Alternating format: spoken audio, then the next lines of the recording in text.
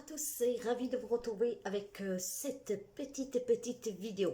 Je suis la guérisseuse spirituelle. Pour ceux et celles qui me connaissent, vous savez que je fais des séances et des consultations avec une approche thérapeutique.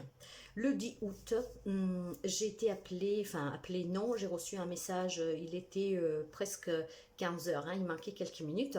Ce jour-là, j'avais décidé en tout cas de rester tranquille parce que j'avais fait 2 lives le jeudi et le vendredi, j'étais un peu fatiguée. Pour ceux et celles qui me suivent, vous savez aussi que j'avais souffert avec les dents. Et puis, j'ai reçu un SMS d'une amie pour demander un soin de guérison pour un garçon qui venait d'avoir un accident. Je ne peux pas dévoiler trop de choses sur le sujet pour l'anonymat du garçon et parce que je crois qu'il est mineur et de toute façon c'est un garçon qui vient en Belgique dont nous avons des règles qui ne sont pas les mêmes. Alors on respecte la privacy de ce jeune personne.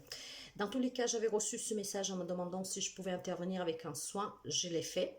Et quelques minutes plus tard, quand j'ai fait mon soin, moi, je lui ai envoyé à nouveau un message à mon ami. Donc, avec des consignes que j'ai données, que je ne savais même pas pourquoi je les donnais, en fait, tout simplement. Où je demandais à qu'il bouge tout de suite les orteils, tout ça. Et finalement...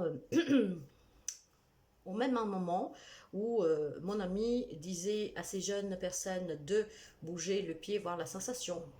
Le pied commençait à bouger, les orteils.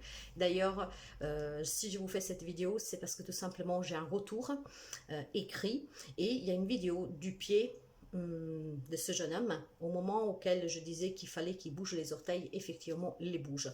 Donc, ça ne durera pas longtemps. Ce sont ses écrits et c'est une vidéo du moment qui a pu bouger pour la première fois ses orteils après avoir été, je crois, depuis le vendredi, donc la veille, sans pouvoir bouger. Donc, un retour... un vidéo, même si on ne voit pas la personne, si on ne l'entend pas, mais que moi, ça me touche énormément. Parce qu'il est vrai que les retours aident à, aussi à mettre en avant mon travail qui est fait sérieusement. Quand on ne connaît pas les personnes, on a du mal à faire confiance. Et ces retours permettent effectivement de donner une valeur à ce que je fais. Il y a quelque temps, j'avais demandé à qu'on puisse m'envoyer par visio, audio, des retours. Mais voilà, je pense que les personnes ne savent pas comment faire ou ne veulent pas s'embêter, j'en sais rien. Donc, je n'arrive pas à avoir ces retours pour en faire un medley.